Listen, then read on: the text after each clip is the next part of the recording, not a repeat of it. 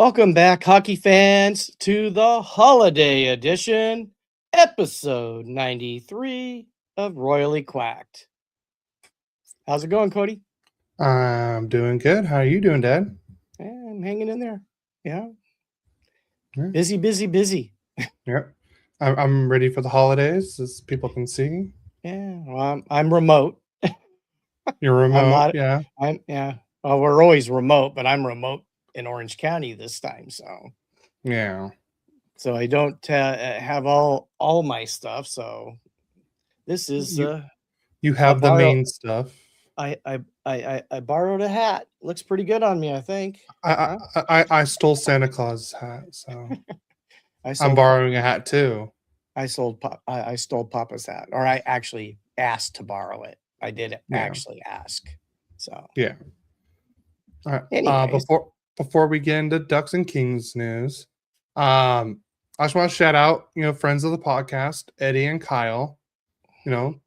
Eddie does the Locked On LA Kings, and Kyle does the Locked On Anaheim Ducks. Remember, you got to add the Anaheim and LA because there are other sports teams with those names. The Sacramento Kings, Oregon Ducks. They have I always want to help out our fellow, friends of the podcast. They have what they call an everydayer club.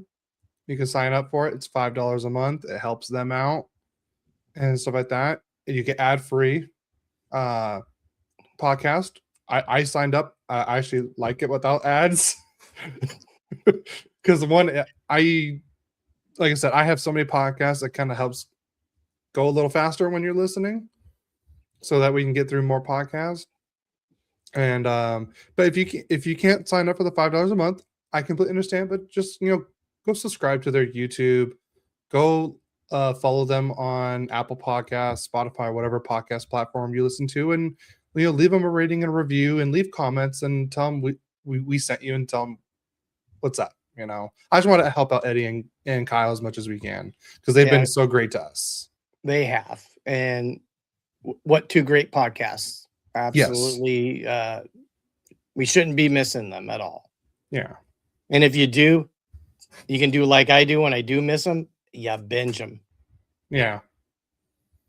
So, I've done that a few times. So, anyways, you want to start off with Duck news, Cody? Yeah, we can go into Duck news. Let's knock that out. So, Peter Mrazek, who had the lower body injury, has returned to Ducks practice to share the crease with Lukas Dostal. And as of last night, he was actually in the lineup because he had to play, but more on that later.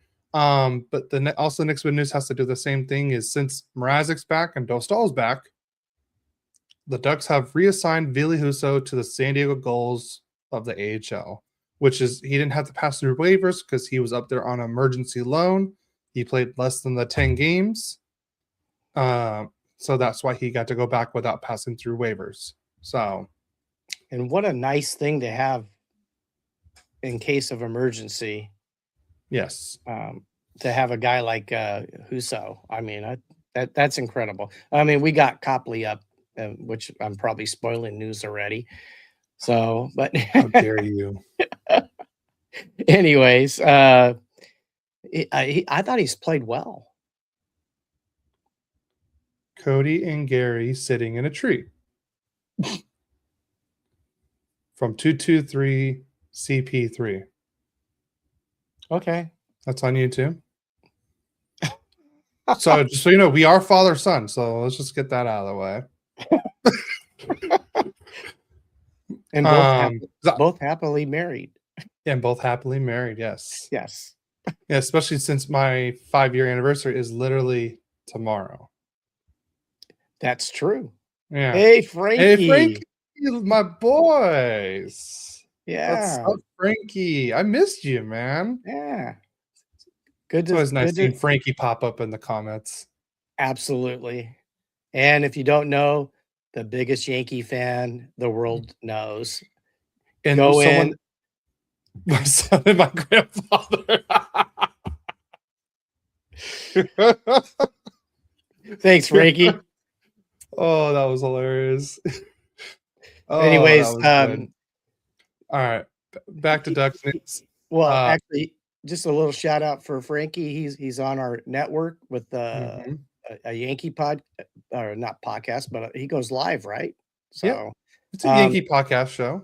Yeah, you know, if podcast, you're we're a podcast, we go live.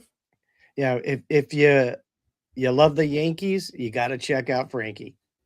So because he always supports us, we want to support him right back, and he's trying to get us to join the Yankees. Yeah, always doing Sorry, that. the only dark side I'm going to is this one. Okay, just saying. Oh, we love you, Frankie. Yeah. Anyways, back to Duck news. Back to Ducks news. Ross, the boss Johnston, sets a new career high in points with 8 points. Ross did this in just 32 games. So it's crazy that his high career points is 7, but he just hit 8 after just 32 games. Well, he went from the human traffic cone to Ross the boss. He did. I tried to been very good. So yeah. Sober as a duck on Instagram. I did see that. That's literally in my notes. I have a couple things left, and then I did see that. So I will get to that.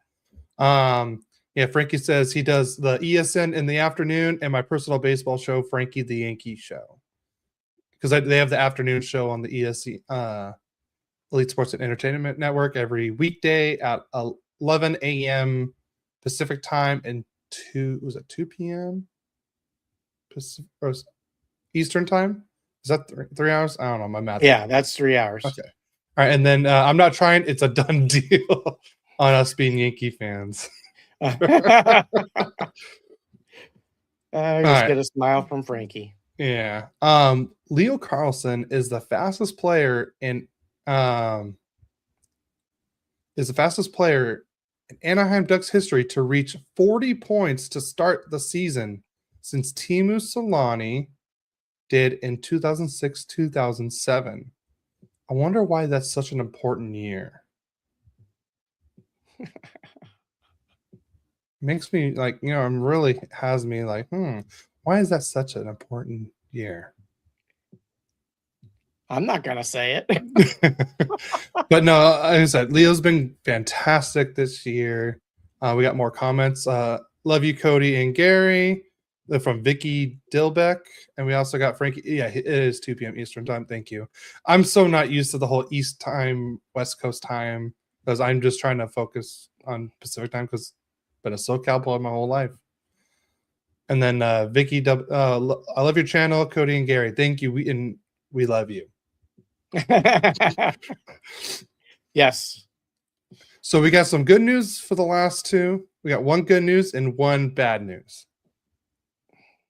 So we'll start. We'll start with the bad news. This is the one that just came in. The one that Sober as a Duck just talked about on Instagram Live. Frank Vetrano has been fined $5,000, the maximum allowable under the current CBA, for his actions against Jason Robertson last night. And I hate to say it, I would say it's a deserved fine. I didn't like what he did. I get why he did it. It was a little too late in the game to do that after a score, and we'll talk about more of that later.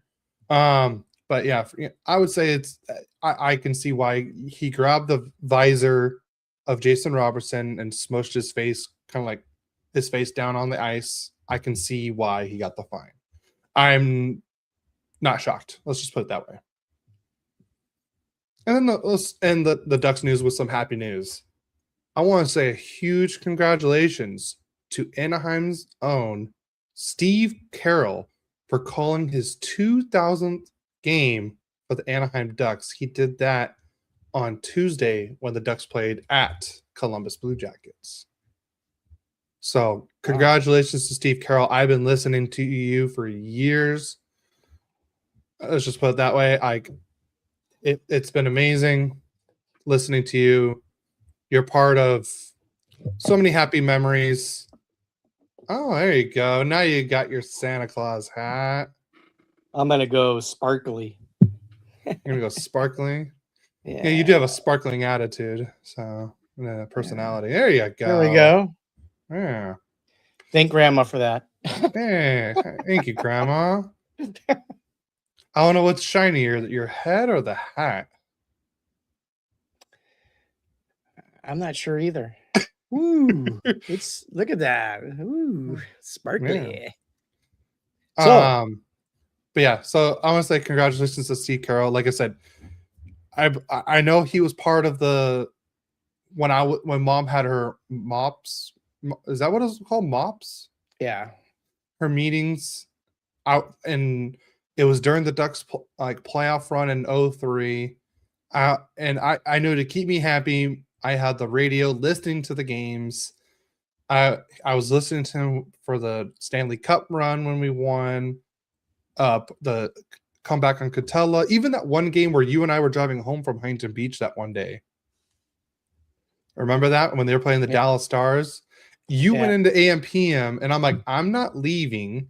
I'm staying in this car. I'm listening to the game, and I'm literally going quack, quack, quack, quack. And I remember when they scored, when I want to say is Devontae Smith-Pelly. It was Devontae Smith-Pelly. I remember that. Yeah, he scored the tying goal, and you just looked up, and you just see me going, and you just see the truck shaking because I was so excited. That's when we had the F-150. Yeah, I remember that. Yeah, that was fun. Yes, so I wanted to finish on some happy news on that. So congratulations to Steve Carroll on that. And I hope you call many, many more. I'm sure he will. Yeah. So on to Kings news. Well, I'm going to talk about the prospects in just a minute. So I'm going to bypass the prospects. And I want to talk. Darcy Kuemper has been placed on IR as of Tuesday, December 16th. Phoenix Copley has been recalled under emergency basis, and Kuemper is required to miss at least 7 days. Hopefully it's not longer than that, because he definitely makes us better. So we need him to come back. The other news is, maybe a turn of what the Kings are going to do. The Kings have sent Phil Danault to the Montreal Canadiens in exchange for a second-round pick, which I do believe is the Columbus Blue Jackets. I think it's the 32nd pick, which is that's a good draft pick. It's probably a 32nd pick is first round. What was it? Is it? Yeah, because there's 32 teams. Yeah, maybe it's close. It's because they're in last place, I think, in the East. Columbus is? I thought that's what they said. Here, I will give more on that. Yeah. Well, anyways, going beyond that, we're going to talk about prospects, because we got to have some good news, because it's been a rough season, has it not, Kings fans? Very rough season. I see the Danault is getting rid of some salary. Maybe there's going to be a trade at the trade deadline. Maybe we're going to pick up somebody who can score a goal. But let's go to our prospects, and we're going to start off in the OHL. And Henry Brustevich, he has 10 goals, 8 assists in 26 games for the London Knights. Then Jan Jovan has 7 goals and 10 assists in 29 games for the Sudbury Wolves. Then I think probably the top prospect right now in the Kings, maybe even more than Liam Greentree, Carter George, has a 3.12 goals against average and .899 save percentage through 22 games for the Owen Sound Attack. And unfortunately, Owen Sound isn't a very strong team. So his numbers are based off he's getting hammered with the puck. Then Jimmy Labardi has 20 goals and 16 assists in 31 games for the Flint Firebirds. And he was a draft pick, I think, last season. So he's showing up.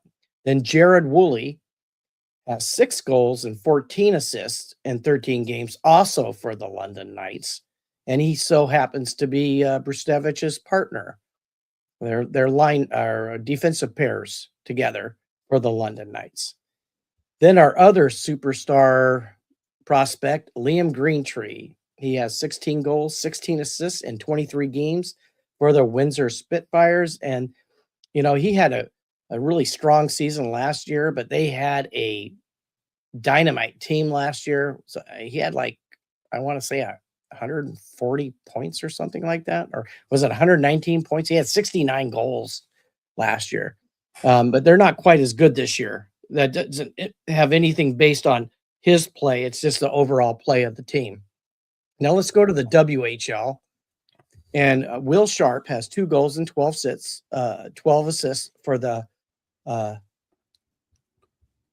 Kelowna Rockets. Kelowna Rockets. Then we're going to move to the NCAA. Ryan Conley. It's Conley. It's not Conley. Oh, the way you have it spelled here. I spelled it wrong. Okay. 6 goals, 5 assists in 16 games, playing for Boston College, who is a perennial powerhouse in hockey, NCAA hockey. Christian Epperson has 5 goals and 3 assists for University of Denver, another powerhouse. And then Caden, man, my spelling was terrible this week. I was like, Caden Harrington had 1 goal and 4 assists in 15 games for the University of Vermont. And Brendan McMorrow has 2 goals and 5 assists in 17 games, also for the University of Denver. And I think he's got a really good chance of being on the World Junior team. He's that young. Then James Reeder, 4 goals, 19 assists in 19 games for the University of Denver. Also, God, we have a lot of guys on University of Denver. Then NCAA champion, last year's champion, Hampton Slukinski, has a 2.83 goals against average and a 0.887% save percentage, 1 shutout, 2 assists, and 10 wins in 16 games for Western Michigan. And you had to throw this one in. So it was the last part of King's News. So I was listening to all the King's men yesterday. And Jesse had Adrian Kempe on as a guest. And normally I wouldn't throw something like this in, but I thought it was pretty clever. And it kind of has to do with something that I kind of dealt with growing up a little bit. So I want you to guess, why does Adrian Kempe wear the number 9? Since I haven't listened to that episode, so I have not heard it. I'm assuming because he was, one of the little bit taller kids that played hockey. It has nothing to do with height, weight, or hockey, actually. I don't know. So it has to do with a soccer player. So he's a Liverpool fan. So, and I know the soccer player who I'm going to talk about next, because he was also a Chelsea player.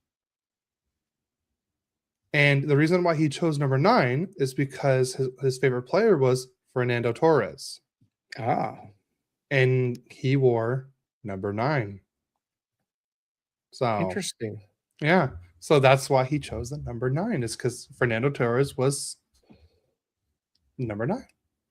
I thought it was I liked it. So, I mean, he was I wouldn't say a Chelsea legend, but he did play for Chelsea.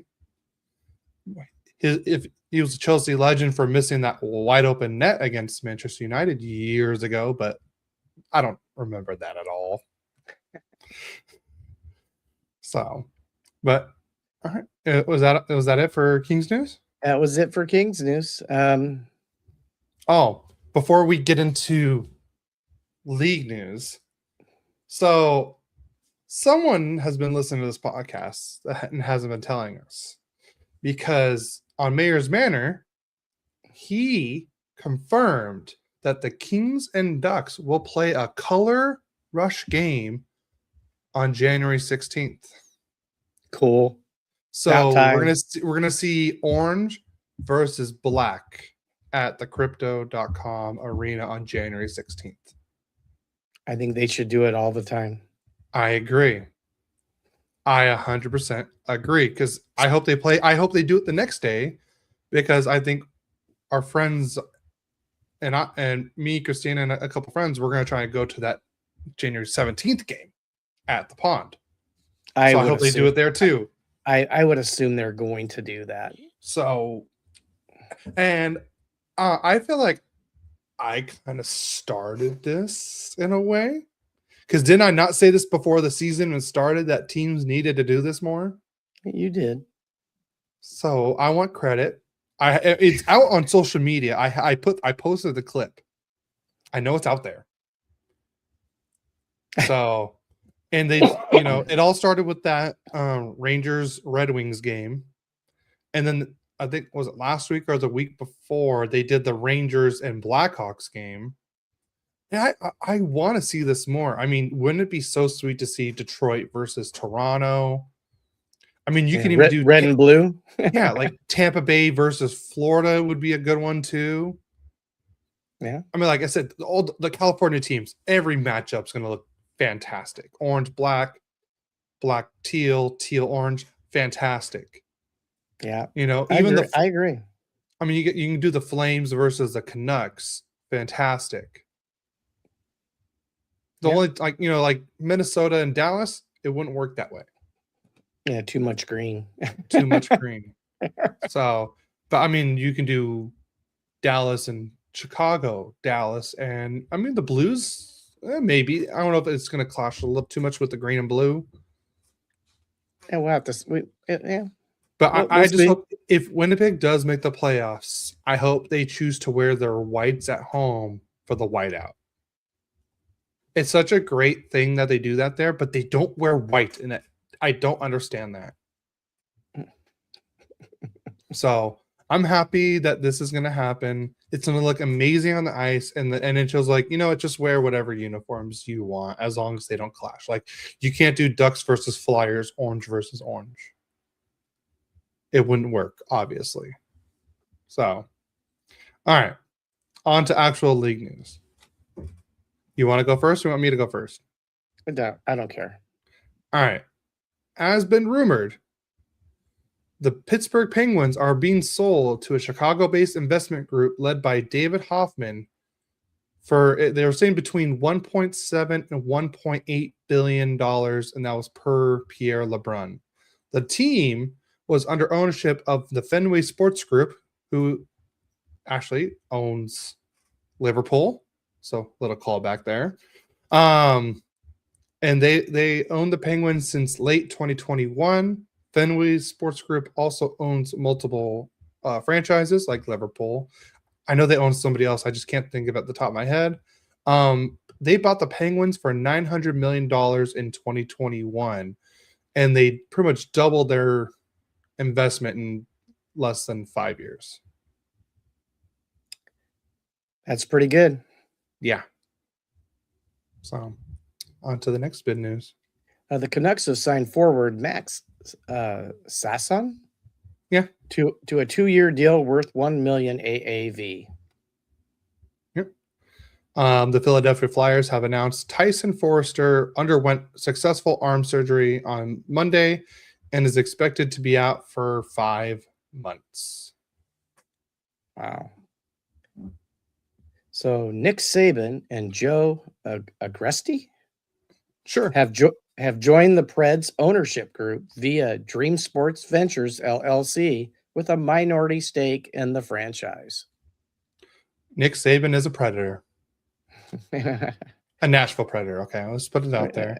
Yeah, I did mess with one of my buddies at work because he's a big football person.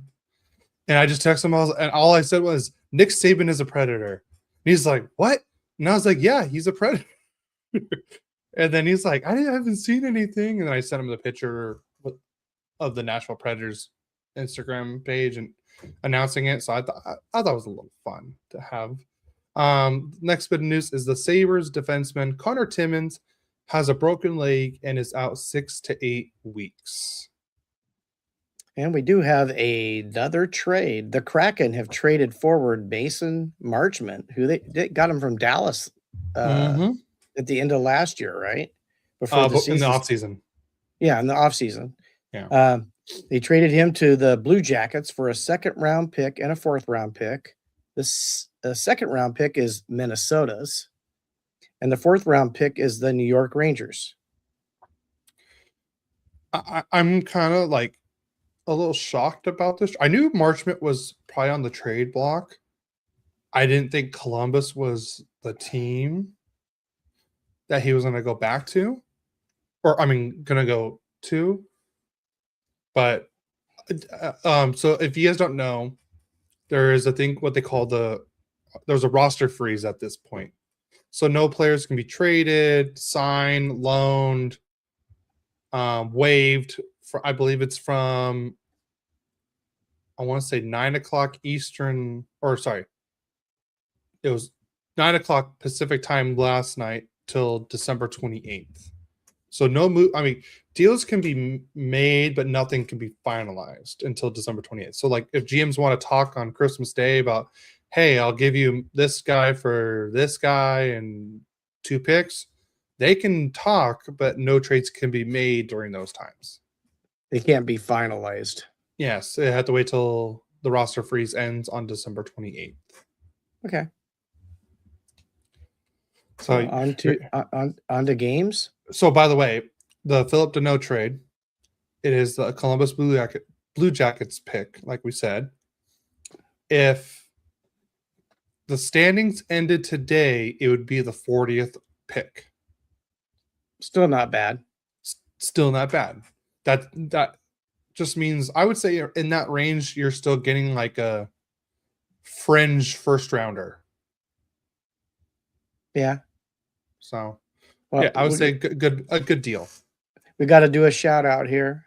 Papa says, you look great in Santa hats. Merry Christmas. Yeah, Merry Christmas. Thanks, Papa. Oh, thank you. Thanks, Grandma. Thanks, Grandma. I have a snapback one. Oh, it's cool. Yeah, this one fits good. Well, I have a big head, remember? Yeah, I remember. Yeah. Even though my hats fit you perfectly, so. Oh, I don't claim to have a big head. Yeah, but you say I do. Okay. All right. Ready to get into recaps? Sure. All right, I'll start. Okay. So the Ducks played as we were streaming last week. So the Ducks were playing against the New Jersey Devils in New Jersey, and for a 9:30 a.m. Pacific Standard Time start. So here's the game. The Ducks lose this one 4-1 to the not the Blue Jackets, the New Jersey Devils. The Ducks actually got the first goal, and then they still lost. So Troy Terry got the scoring started with his 10th of the year, Leo Carlson's 23rd assist. So I was on a snapshot. And then I swear, I'm not a betting person, but what I need to start doing is start betting on former Ducks scoring against the Ducks, because I feel like I would start winning some money. Because I swear, every time the Ducks play against Stefan Noesen, he scores. So, and that was his second goal of the year. So we're tied 1-1 after one. And then Paul Cotter scores to make it 2-1 New Jersey at the 5:52 mark. Cody Glass at the 17:07 mark, 17:04 mark with his 6th of the year. And it's 3-1 New Jersey. That was after 2 periods. And then we move into the third. And Connor Brown scores an empty net to make it 4-1. So that is it for that. Let me get to the stats.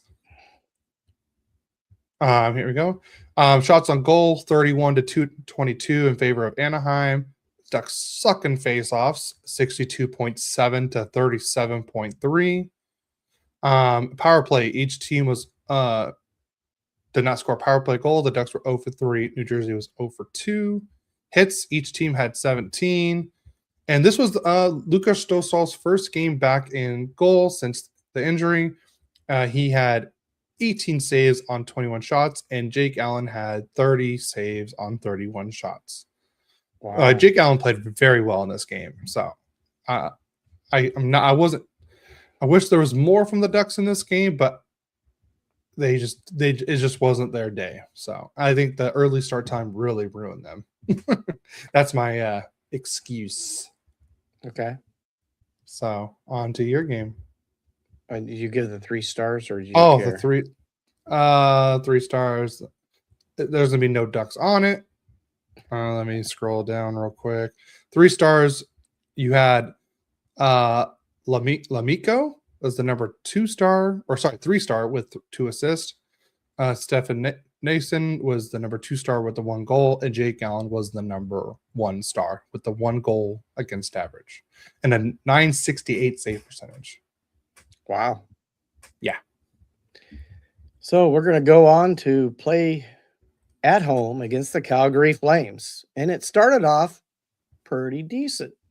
Adrian Kempe got his 11th from LaFerriere, his 7th, and Edmondson his 11th on a slap shot at the 11:10 mark.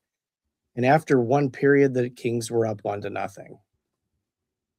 But once again, in the second period, the Kings give up a short-handed goal. They score a lot, but they give up a lot. Blake Coleman got his 9th unassisted on a snapshot at the 6:41 mark.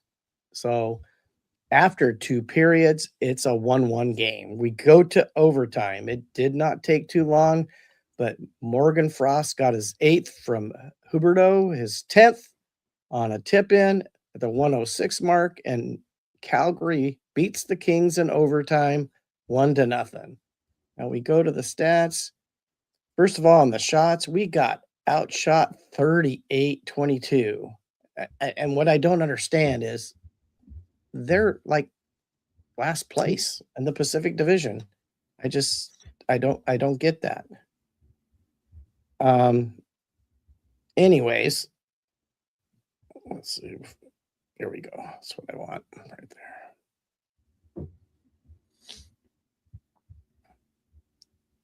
Well, actually, I don't have it. But anyways, you got it up there. What are you looking for? Just all the other stats. But you got it up here. Face-offs, we won 52.9% to 47.1. We were 0 for 2 on the power play. They were 0 for 4. But we were more like 0 for 3 because we gave up a shorthanded goal. And without that, we wouldn't have lost. We had 13 hits to their 12. Kuemper had 36 of 38 saves. Dustin Wolf, 21 of 22. And I don't have my second screen, so what else do you need? I was going to look at the 3 stars. All right, I have the 3 stars right here. The number 3 star was Dustin Wolf with not even a 1 goals against average. He had a 0.98, a save percentage of a 955 for the number 3. Darcy Kuemper was the number 2 star with a goals against average of 1.96 and a save percentage of 947. And Morgan Frost was the number 1 star with the game-winning goal, pretty much. I can do your 3 stars if you need me to. Okay. Well, I usually have everything out from the website, and I have it on my tablet, and it doesn't give me the same stuff. Yeah. So on to your next game. On to my next game. So the Ducks go to the Big Apple, and it's a big return for not only just 1 Anaheim Duck, but 2 Anaheim Ducks, because it was their first time playing in Madison Square Garden since being traded to Anaheim. So both Jacob Trouba and Chris Kreider got a little tribute. I would say Chris Kreider was definitely a lot bigger because he was there a lot longer. So let's go. Here's the score, and I'll talk about the game right now. So right now, let's see. Jackson Lacombe got the scoring started on a shorthanded goal. That was his fifth goal of the year. Paling and Trouba with assist. That was Paling 7th of the assist and Trouba's 10th assist. And that was at the 7:18 mark. And then at the 16:18 mark, Matthew Robertson scored his second goal of the year. I would say I was almost right on predicting a shutout this game, because the reason why this was a goal, it was a very, I would say, a weird play, I would say. I'm going to try and see if I can pull it up. I can see why they called the goal. I still think it was a high stick play that made the goal. But like I said, they reviewed it, and Dostal did hit it into the net. But I still think that the Rangers player tapped it, and then Dostal is the one that like really put it in. I'm trying. Oh, here we go. Let me see if I can share the screen real quick, so I can pull this up.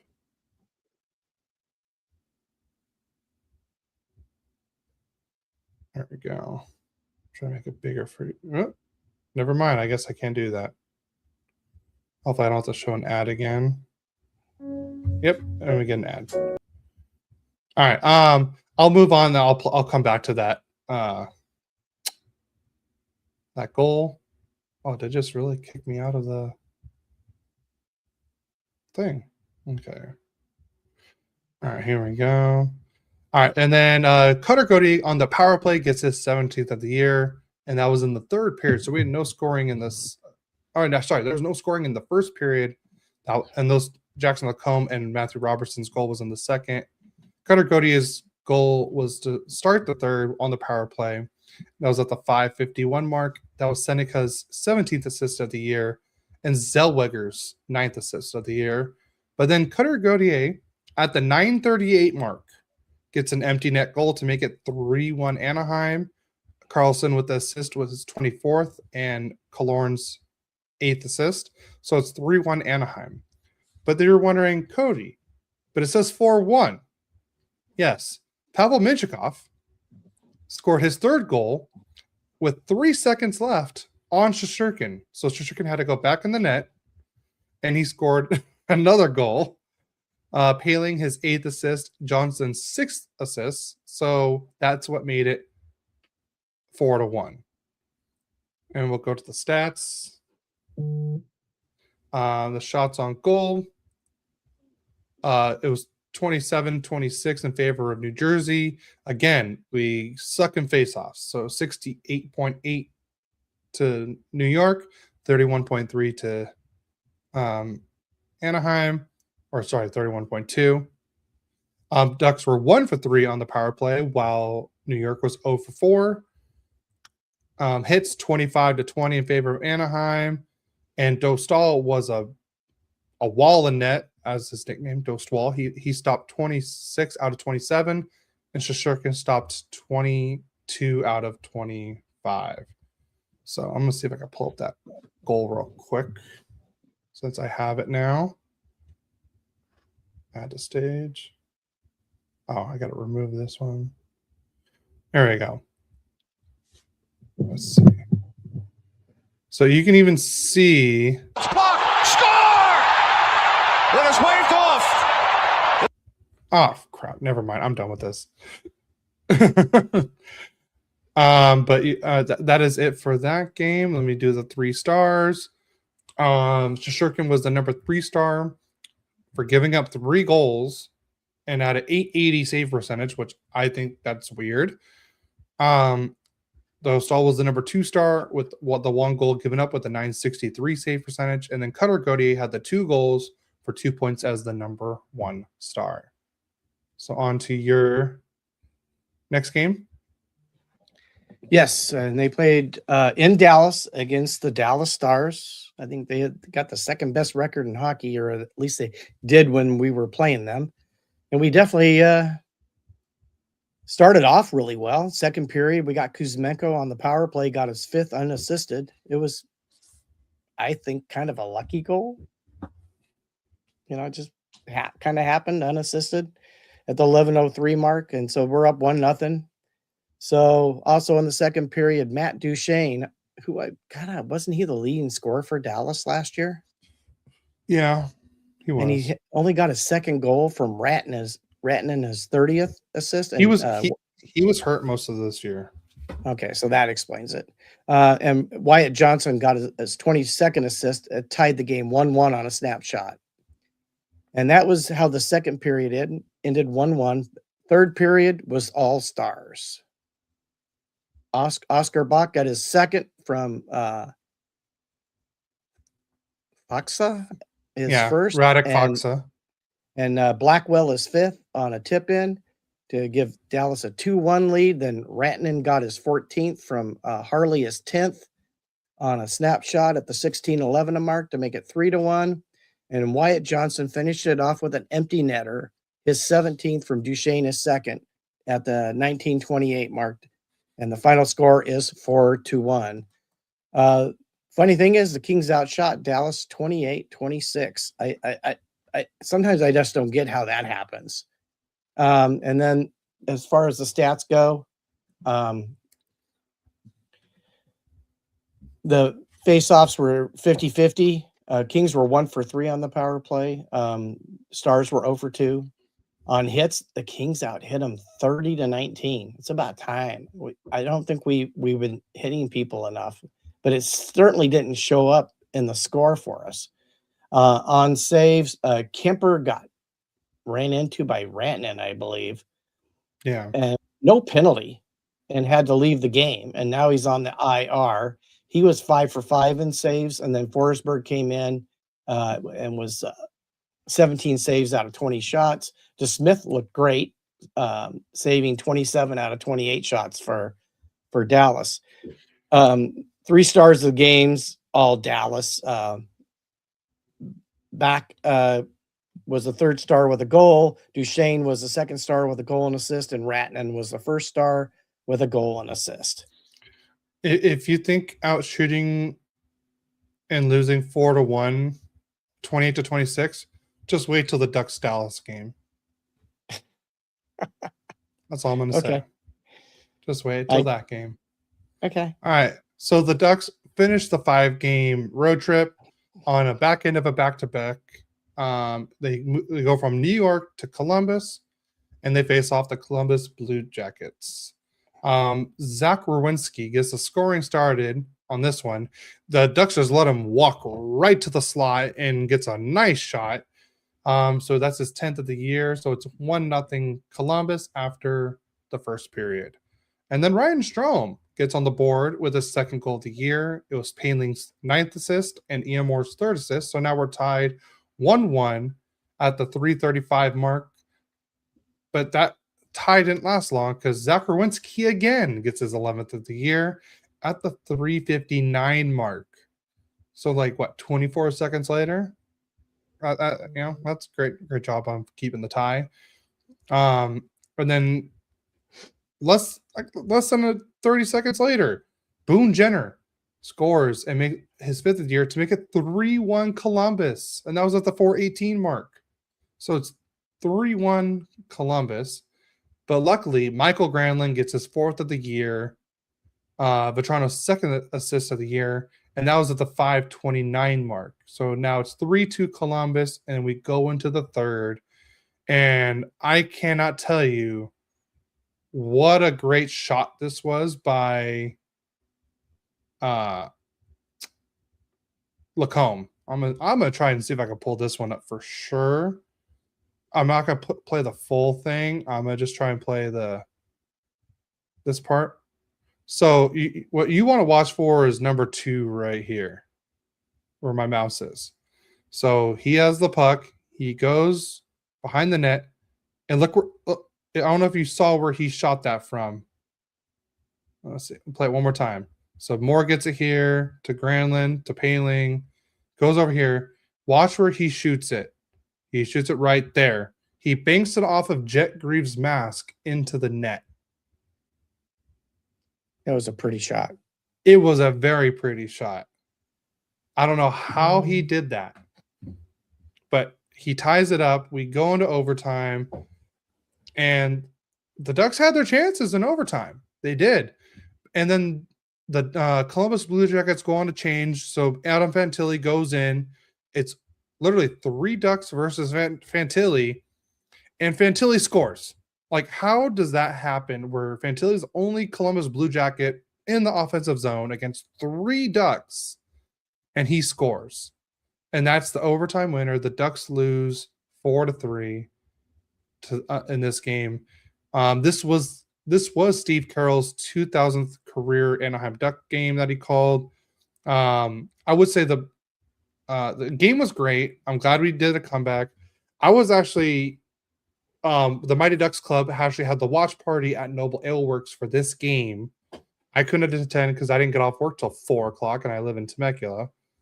But I did hop on. I don't know if anyone's familiar with the Halos in the Infield. They're an Anaheim Angels podcast. They were doing a live stream of this game, and I was able to hop on the live stream. He allowed me to hop on, and we were talking all things Ducks, and we're watching the game. Of course, it just sucked because when they were watching it, I was literally almost a full minute ahead of them. So I knew what was going on before they even knew what was even coming. It was kind of funny. I was making fun of them on the YouTube chat most of the game on that. All right, but now we'll go into the stats on this one. All right, the Ducks barely get outshot 28-27. And again, the face-offs, bad. 57.7 to 42.3. The Ducks were 0 for 4 on the power play. Columbus was 0 for 2. Hits were even at 20. Billy Husso played in this one. This was going to be his last game before getting reassigned back to San Diego. He stopped 24 out of 28, and Jet Grieve stopped 24 out of 27. And we go to the 3 stars. Boone Jenner was the number 3 star with 1 goal, 1 assist. Fantilli was the new number 2 star with the game-winning goal, and Zach Werenski was the number 1 with 2 goals, 1 assist for 3 points. And then you want to talk about your next one? Yeah. Florida, yes. Once again, we start off okay. We get the first goal. And what I don't get, just to be honest with you, Kings fans, Joel Armia, who is supposed to be a defensive player for us, gets his 8th goal on the power play from Clark, his 10th, and LaFerrier, his 8th, at the 13:39 mark to put the Kings up 1-0.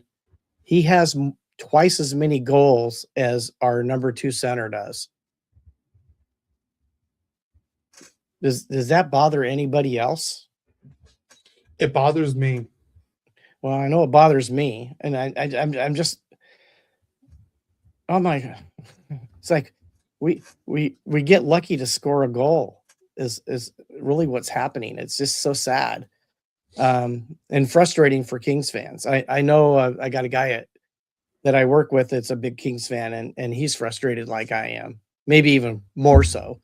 Anyways, so after one period, the Kings are up 1-0, but in the second period, at the 2:14 mark, Anton Lundell gets his 11th from Ekblad, his 10th, and Samakovic his 13th to tie the game on a tip-in.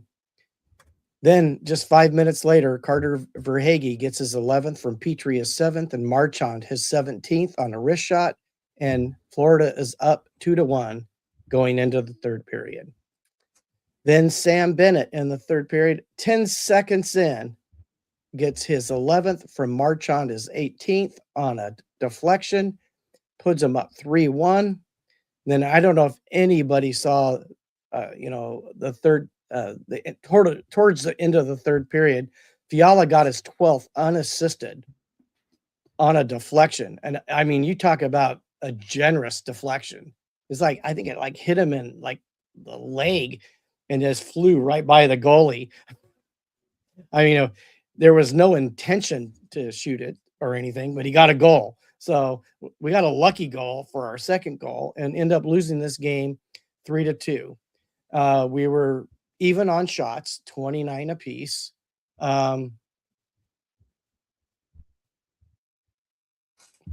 We won the faceoffs 53.4% to 46.6%. We were 1 for 4 on the power play, 25%. They were 1 for 4 on the power play, 25%. They out-hit us 28-16. They had 21 blocks. We had 15. Giveaways, we had 12. They had 11. Takeaways were even at 5. And I'm sure, let me see. And I don't see the 3 stars of the game. Oh, wait, never. They're all Panthers. Tarasov, the 3rd star with a 931 save percentage and 2.00 goals against. Marchand with 2 assists was the 2nd star, and Bennett with a goal was the 1st star of the game. And that was our 3rd game of this week. All right, so I get to talk about the best game of the week. Yay! So the Ducks come back home and they host the Dallas Stars. I'm not even going to put the graphic up yet. I'm going to wait because just wait till you hear this. All right, so in the first period, the Ducks go on the power play pretty early, but then the first almost 2 minutes of the game. But then we give up our first shorthanded goal of the year. Oscar Bach scores his 3rd goal of the year, so Dallas is up 1-0. And then just after the power play ended, Ryan Poehling scores his 2nd goal of the year to tie it up 1-1, and that was at the 3:32 mark. Gudas got his 6th assist and Johnston his 7th assist. So Johnston already has as many assists as he did career points in a season this year. And then this is where everything went downhill. At the 4:42 mark, Rupe Hintz gets his 11th of the year to make it 2-1 Dallas. And at the 12:41 mark, it's 3-1 Dallas. Sam Steele gets his 5th of the year. At the 14:19 mark, Thomas Harley gets his 2nd of the year to make it 4-1 Dallas. So it was 4-1 Dallas after the first period. Let me see if I can pull up the... So let's see, where is it? I know it's on here. Trying to find it. Give me 1 second. Bear with me. Let's see. Shots. Where's the shots on goal? Does it not show me the shots on goal per period like it used to? I could have swore it did before. Sorry, I'm trying to find. Give me 1 second. I could have swore it did. Oh, here we go.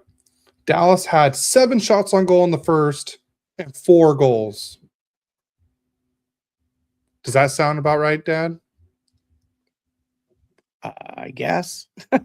4 goals on 7 shots. It does happen. That was in the first period. So now we'll go to the second period. Jason Robertson on the power play gets his 21st of the year at the 11:10 mark. Oh, and by the way, I believe it was after the Sam Steele goal or the Thomas Harley one. I can't remember. They pulled Lukas Dostal. So they did. Yes, it was after the Thomas Harley goal. They pulled Dostal. So then Mrazek went in, and Mrazek just got activated off the IR. So then Jason Robertson at the 11:10 mark makes it 5-1 Dallas. And then at the 4 minutes later, at the 15:10 mark, Jason Robertson scores a goal, his 22nd of the year, 6-1 Dallas. And then Adam Ernie gets his 3rd of the year to make it 7-1 Dallas at the 18:30 mark. Okay, so it's 7-1 Dallas after 2 periods, 15 shots for Dallas. 15 shots for Dallas. Let's move to the 3rd period. At least Becca Seneca scores because he scored within just 61 seconds into the 3rd. Gets his 11th of the year. McTavish his 14th assist and Kreider's 9th assist to make it 7-2 Dallas. And then to make it 8-2 Dallas, Ilya Lyubushkin gets his 1st goal of the year. And that was just 41 seconds later after Beckett just scored. And then Michael Granlund at the 14:22 mark makes it 8-3 Dallas. And that was Granlund's 5th goal of the year, Lacomb's 15th assist, and Troy Terry's 25th assist. But here's the thing. It was almost 9 goals for Dallas. Almost 9 goals for Dallas. But one of them got called back because the puck never crossed the line. So I believe it was a Mikko Rantanen power play goal or shot. And it looked like it went in, but the puck never went in, thank God. So the Ducks lose this one 8-3. The Ducks had 25 shots. The Dallas had 25 shots. So we each had the same amount of shots, but we just got killed in goals. Face-off percentage. Here, let me put this up now, finally, since I didn't want everyone to, cry from seeing that. Face-off percentage, 53.7 to 46.3. Penalty minutes, 18-8, because Vetrano got the misconduct, which he 100% deserved. Hits, we out-hit them 22-8. 22-8. Block shots, 21-13. Dallas had 21. Not a very great game. And in the 2 games against Dallas so far, we won the first one 7-5, and we lost this one 8-3. In 2 games against Dallas, we've given up 15 goals. We can't be giving up goals like this. It's not good. Like I said, Dostal got pulled early. I would say around halfway through the first period. He stopped 3 shots on 7 shots on goal. Mrazek finished the game. He had 14 saves on 18 shots. Casey DeSmith was great in this game. He had 22 saves on 25 shots. 3 stars of the game. You're not going to see a single Duck in this. Hiskinen had 2 assists as the number 3 star. Harley was the number 2 star with 1 goal, 1 assist for 2 points. And as many times as I heard this last night, and it was about, I would say, 8 times too many, Jason Robinson, the kid from Arcadia, California, was the number 1 star with 2 goals, 1 assist for 3 points. So that was the torture game after we lost 7-0 to Utah, and now this game, and those were both at home. And as Elliot Friedman says, if you're going to lose bad on the road. Don't do it at home. And the Ducks have done it twice at home this year. So that was our last game of the week. All right. Well, we're going into our last game, and we're playing the Tampa Bay Lightning in Tampa Bay. And they've been a pretty tough team here. They're close to the top, right? Or are they still on top? I will tell you in a second. Or maybe we knocked them out. But let's go to the scoring. Oliver Bjorkstrand got his 5th from Sorelli his 10th, and Gensel his 19th on the power play once again at the 12:54 mark on a wrist shot. And through 1 period, Tampa Bay is leading the Kings 1-0. But in the second period, Adrian Kuemper gets his 12th from Kopitar's 11th, and Corey Perry his 8th on a wrist shot to tie the game 1-1. Also in the second period, Adrian Kuemper at the 15:58 mark, unassisted, gets his 13th on a backhanded shot to put the Kings up 2-1. And that's how the game ended, with 2-1 score. We actually beat Tampa Bay in Tampa Bay. Woo. Yeah, there we go. We were outshot 32-20. We were out face off 54.7% to 45.3%. We were 0 for 1 on the power play. They were 1 for 4. Hits were 18-17 for Tampa. Block shots, that's what we did well. 22 for the Kings, only 7 for the Lightning. Giveaways, 20 for us, 9 for them. Takeaways, one good thing there, besides winning the game, was 11 for us and 2 for them. And let's go to the 3 stars of the game. Sorelli was the 3rd star with an assist. Forsberg was the second star with making 31 saves out of 32 shots, a 969 save percentage, and a 1.00 goals against average. And Adrian Kempe, obviously the number 1 star with 2 goals. And that's the games for the week. Huh? So how are we doing on our predictions? Well, you were 2-2 last week, 16-19. I was 1-for-3. I am 13-21. So don't take any betting advice from me. Yeah, definitely don't. Or me right now. Well, you're doing better than I am. For now, there's still more than half a season left. Yeah. So, all right, you ready to get into predictions? Sure. All right, so I'll start. Okay. So I'm gonna fill this out as I'm going. So the Ducks will play on another second game of a back-to-back against the Columbus Blue Jackets in the same week. I just find that crazy. How you play a team twice in less than a week, and both times you're on the second game of a back-to-back. But I'm predicting, so the Ducks will play the Blue Jackets tonight at the Pond. I'm saying revenge game. I'm saying a 5-2 win. Dostal's going to come back strong in this game, since I know he started last night, but I think since Mrazek played majority of the game, I think Dostal will get the start. So I think Dostal will come back strong. Quenneville's going to kick him in the rear and say, what the hell happened last night? We can't play like that. Get it. You guys need to start playing like you did at the beginning of the year. So 5-2 win. Then the Ducks will host the Seattle Kraken before the Christmas break. That'll be on Monday. That'll also be at home. And I'm predicting also another win. I'm gonna say a 4-2 win for Anaheim on that one. And then Saturday is the big game. Ooh. The Ducks will head over. It's such a far travel too for the Ducks. They head over to LA and play at the Staples Center. And I'm gonna say the Ducks win out. I'm gonna say the Ducks lose this one 3-2. Overtime.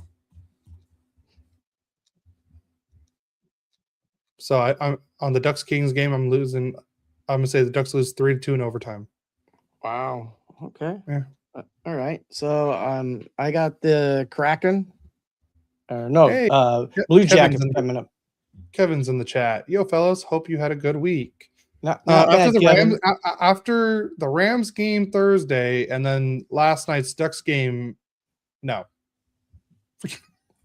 So, yeah, the Rams game was crazy. I have them playing the Blue Jackets on Monday. I have the Kings winning that game 4-3. I'm going for total hope here, because it doesn't matter what I do, I seem to lose. So might as well go out trying to see if they might win a game. And then we're playing the Kraken on Tuesday, so it's a back-to-back, just like you were talking about. And I have the Kings winning that one 3-1.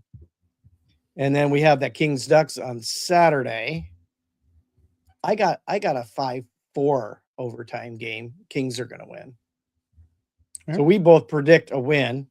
I didn't put it in the notes overtime, but it was just like the last time they played overtime. It was 5-4 Ducks, I believe, right? Overtime.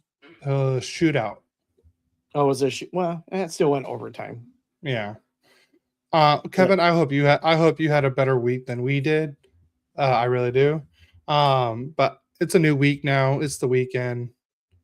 So now we're gonna do our Dear Santa wish list. So everyone in the chat, or people that are listening to this, later on audio or watch it later on YouTube, I want you to let us know what your wish list is from Santa for the Ducks and Kings. So if you're a Ducks fan, I want you to tell me what you want from Santa for the Ducks. And if you're a Kings fan, we want you to tell us what you want from Santa for the Kings. So, Dad, I see you already got yours on there. I'll let you go first. Okay, so my wish list is anybody who can consistently score besides Adrian Kempe. That's my first wish. Okay. We play most of the time good enough defense to win games. We just can't score. And I think our second leading scorer, I want to guess, I think it's Armia. And he wasn't even supposed to be a goal scorer. So that's my first wish. We need to get some scoring. Maybe that's what the whole Danault trade's going to do. It's going to lessen up some money for us.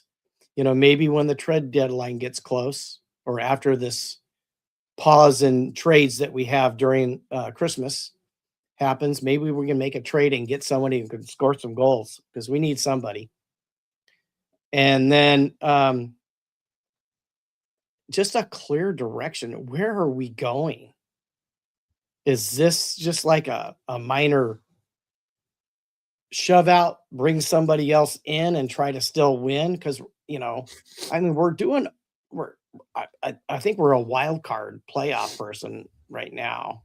I mean, maybe with the win against Tampa moved us up again. I've been not wanting to look at the standings just because to me, it's a lost season. Even though we're up there with a lot of the teams, I just don't think we're playing like a team that could win a playoff game right now. So you guys would be playing Vegas in the first round. You are the number one wild card right now. Yeah. So we're still there in the wild card. So anyways, I'd like to see something going. I see what Kevin said. Fire Hiller, have Luke step down. Thank you, Santa.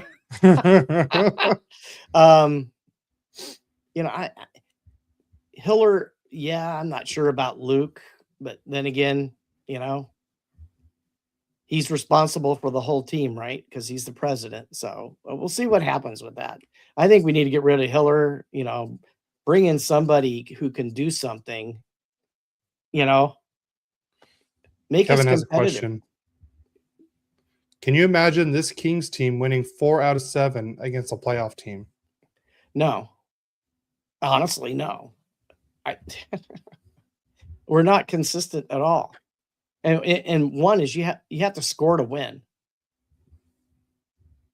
Yeah. I mean, basically the most goals we scored this last week was what? 2? Let me look. No, I take it back. 3. Yeah, 3 was the most we scored, I think. Let's see. What does it say? No, 2 against the Panthers. You had 2. No, the most you scored was 2 this week. Yeah, you lost 2-1 to Calgary, lost 4-1 to Dallas, lost 3-2 to Florida, and you won 2-1 against. Yeah, so Tampa. 2 goals. You're not going to win playoff series with 2 goals. And I think you did all your scoring the week before with the 6-0 over Chicago, the 4 goals against Utah, and then the 2 goals against Seattle. Yeah, we still lost that Seattle game though. Yeah. So that's where I'm at. My dear Santa for the Ducks is I want us to start scoring like we did in the beginning of the year. I know it's hard, but I feel like that team was a lot more fun to watch than the team we're seeing right now. I want us I wish we got a defensive defenseman. My wish list is we trade one of Trouba or Gudis, one of the two, and get an actual defensive defenseman, like a top 4 defensive defenseman to play with Lacombe or to play with Zellweger.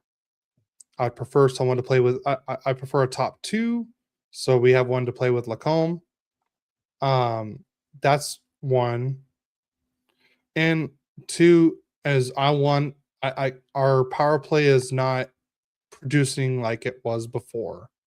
I would like our power play to start like at least producing close to what we were doing before. I'm not asking. I'm just asking for average power play, because right now we were one of the top power plays to start the year, and game by game we're getting worse and worse and worse. Jay Wilcroft's like offensive prowess was looking very good, and then it looks like now Newell Brown's running the power play again. So that's, I would say Ducks we need to make an NHL trade, get a defensive defenseman, someone that could play with Lacombe. Like I said, and we need to get rid of one of Gudis or Trouba. I want Ian Moore in the lineup every game. I think he's been one of the best consistent defensemen. And Gudis or Trouba need to be gone.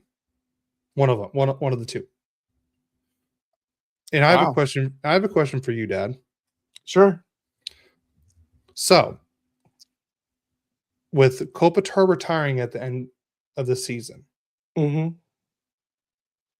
now, should the Kings change their system and not be as a heavy defensive-minded team, but kind of add a little bit more offense to it after this? So maybe, I the way things are going now, it doesn't seem like Hiller would be coming back. Yeah, do you guys go for a more offensive-minded coach than defensive-minded to help with this offensive woes? And do you think that would help with someone like Fiala and Byfield and company? And I forgot who else is there. I'm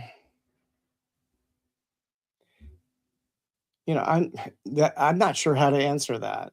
I mean, sometimes it's just a change of how you think offensively, not that you have to give up your defensive aspect, because a lot of times your defensive play is what leads you on your offensive play. The problem is with us is that we just don't seem to do anything with it. So I'm looking here. Adrian Kempe has 30 points, 13 goals, 17 assists for 30 points. He's a +7. Yeah. Fiala, 12 goals, 11 assists for 23 points, but he's a -7. Byfield, 4 goals, 15 assists, 19 points. He's your third highest player in points. He's a +1. Kopitar, 6 and 11 for 17 points, and he's a +10. And then Joel Armia, who's supposed to be a fourth line player for you, is 5th in scoring with 8 goals, 7 assists for 15 points. He's a +5. And then your other supposable fourth line player, Corey Perry, old man Perry, who's 40 years old, 7 goals, 8 assists for 15 points, and he's a +4. So Kuzmenko is 12th. He has 9 points. Fogle, 6 points. Turcotte, 6 points. Like, I feel like the Kings need, and here's what Kevin said. I think it's hard to create a more offensive Kings team with what we've done to the blue line. I wouldn't necessarily say that's true, because Brant Clark's he's an offensive defenseman. We all know Doughty could be. Dumoulin is not a bad defenseman, and CC, I'm not as familiar with his game. And Anderson is someone that you could easily, he could be the more defensive-minded person for the offensive guy. Like, he could be the Devon Taves to Cale Makar. Like right now with Quinn Hughes and Faber. Quinn Hughes is the offensive person, and Faber's going to be the more defensive-minded. Right. Like, I think the Kings need more of that. Like, that's what I'm saying with the Ducks. We have the offensive guys on defense. Now we need the defensive guys on defense. That's what we need more. Like, you have Brant Clark, and I think he's going to be a fantastic offensive defenseman for you. but he should not be your 8th leading point scorer. Armia and Perry should not be number 5 and 6. And your supposed number 1 center next year only has 4 goals and 15 points. Or 15 assists for 19 points. I feel like the Kings system needs to change, do a complete 180. Seems like you guys are great on the defensive game. And if you move to a more offensive system, you still have all the players that know the defensive part of the game, which they're good at. But maybe they'd be better offensively. Yeah. A change of coaching philosophy, ways to maximize the offensive talent that we have, because we so much are fired up to play defense that I think we give up a lot of our offense. And it's going to make me wonder, because right now, if you had to ask me, Byfield's a bust. I mean, it's the second year in a row.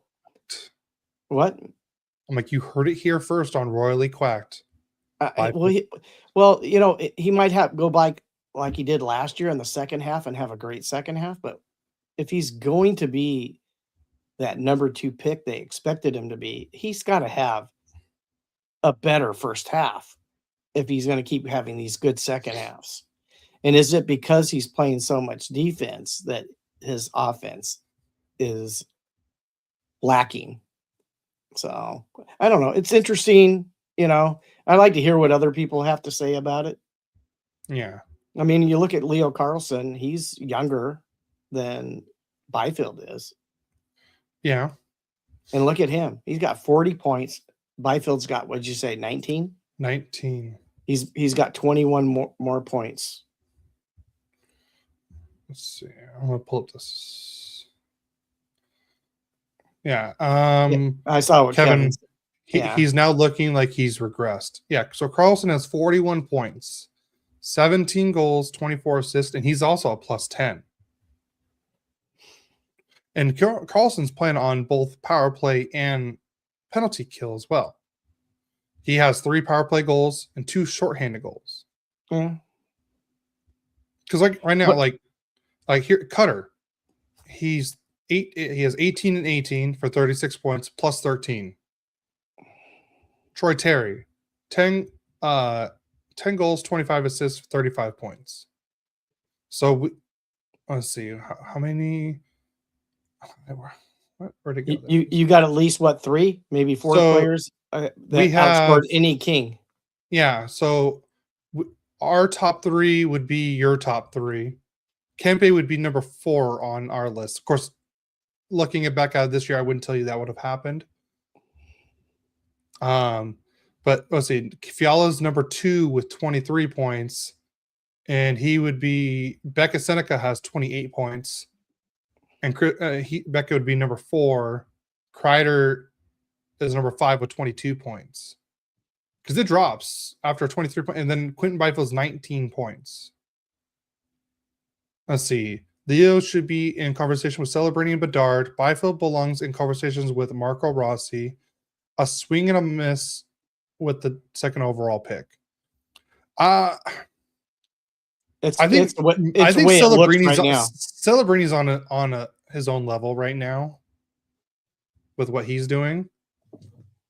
So, like I said, there would be, let's see, 1, 2, 3, 4, 5, 6, 7 Ducks over 20 points. And 2 of them one of them is a defenseman. And you guys have just 2 players that are over 20 points. I mean, Byfield's 1 point away from having 20 points.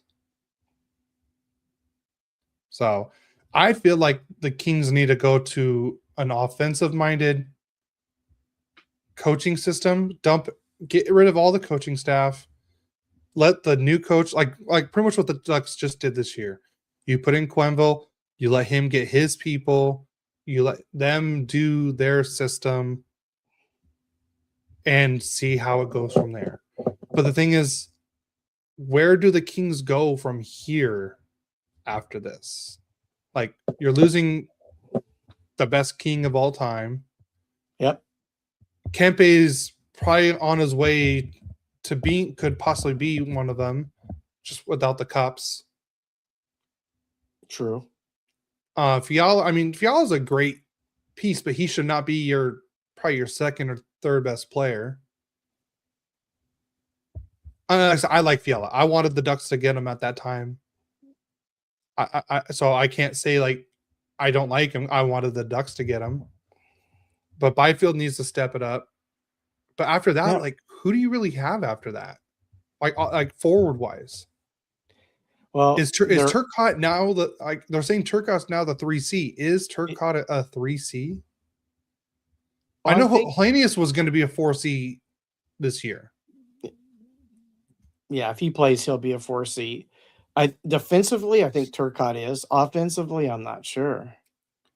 I think he has the capability of doing it, but I don't know if in the system that we play that he's going to flourish anywhere offensively. Yeah. Like what happened to Kuzmenko this year? Well, Kuzmenko, what happened to Fogle? What happened? Moore is struggling still.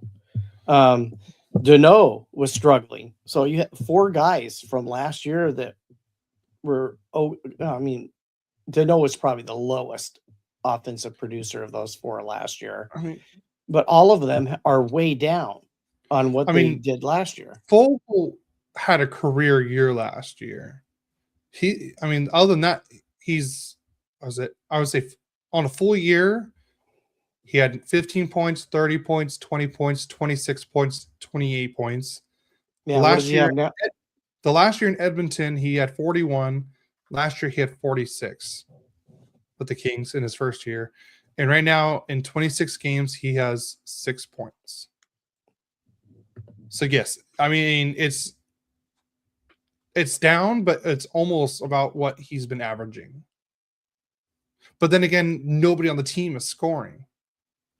Well, and he's been on scoring teams. He was with Edmonton, 26, 28, 41.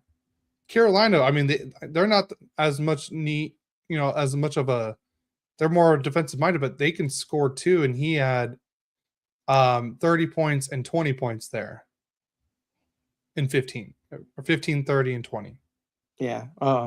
Kevin just said that Moore needs to start scoring too. He's been one of our best players recently, and even he can't score. It seems like it's like an epidemic of a disease that the Kings have, that scoring just doesn't happen.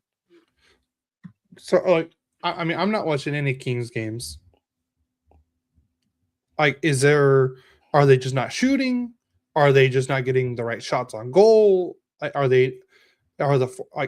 the forward lines just not clicking? Like, what is it that you're seeing? Well, what I have seen is when they are clicking, especially like when Byfield's clicking, he seems to hit the post or the crossbar more than he hits the net. Yeah. He's had quite a few. I want to say at least 7. And 4 goals in this many games for a guy who's expected to play like he's supposed to is weak. And it's like he hasn't scored very much here lately, because he was close to a point a game at one time. So, anyways, I think I'm done with this. Let's see. Is this for this year? I'm kind of curious. Oh, that's not what I meant. I wanted post, not that. Is this it?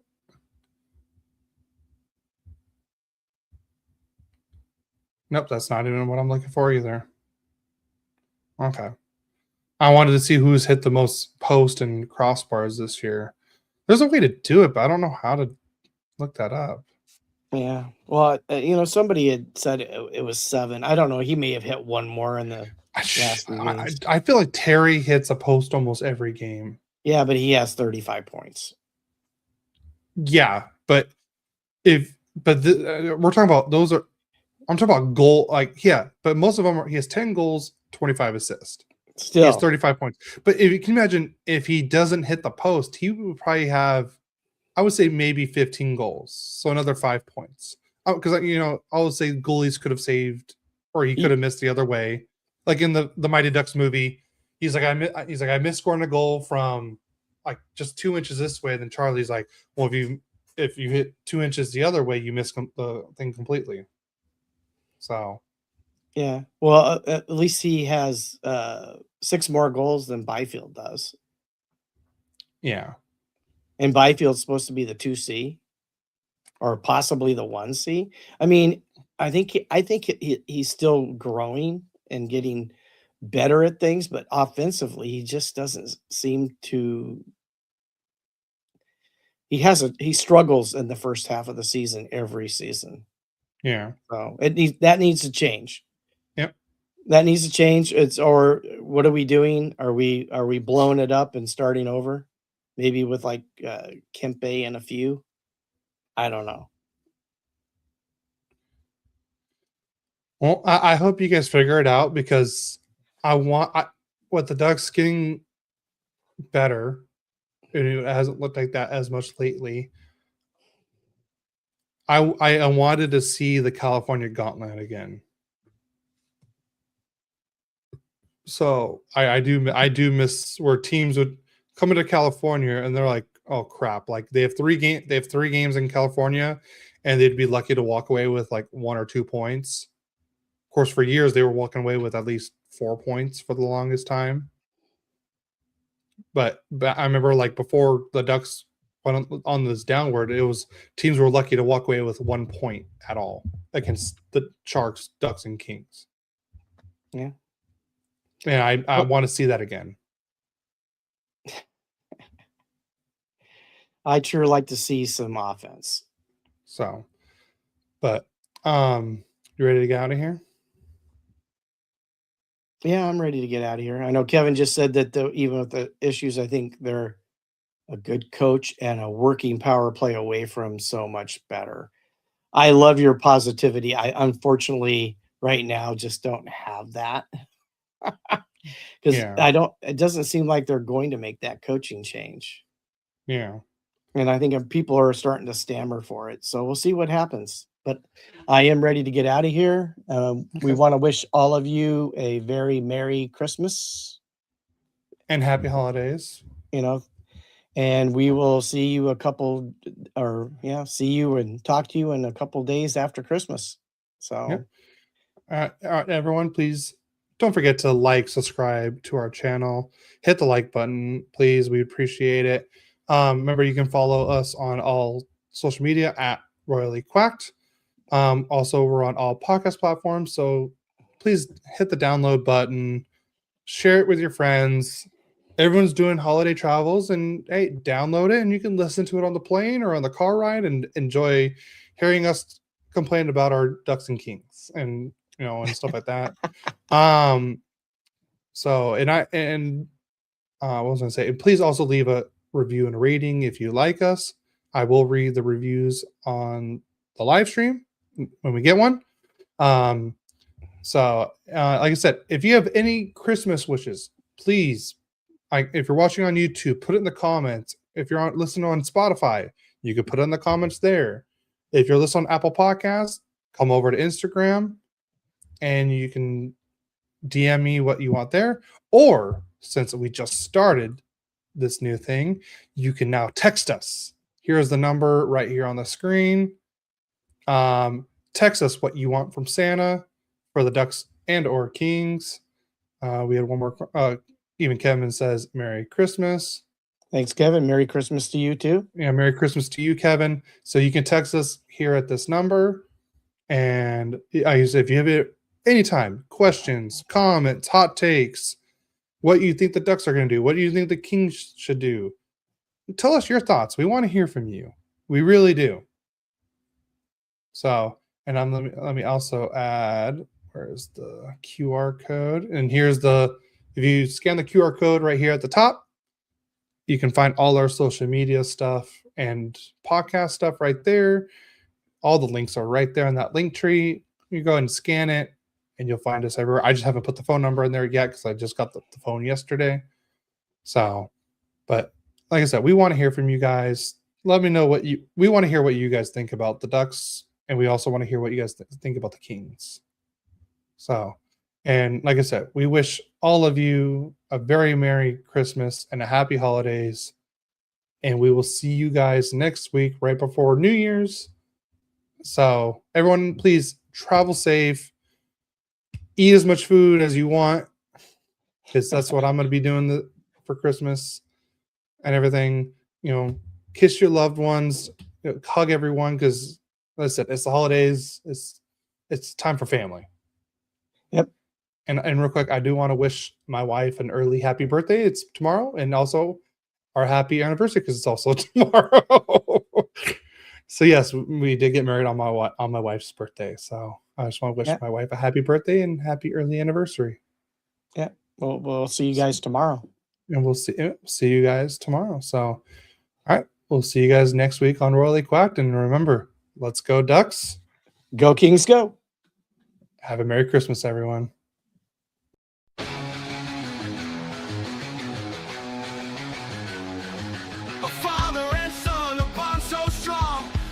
Hockey all day long. Royally Quacked, their podcast show, sharing stories, highs and lows from the Kings.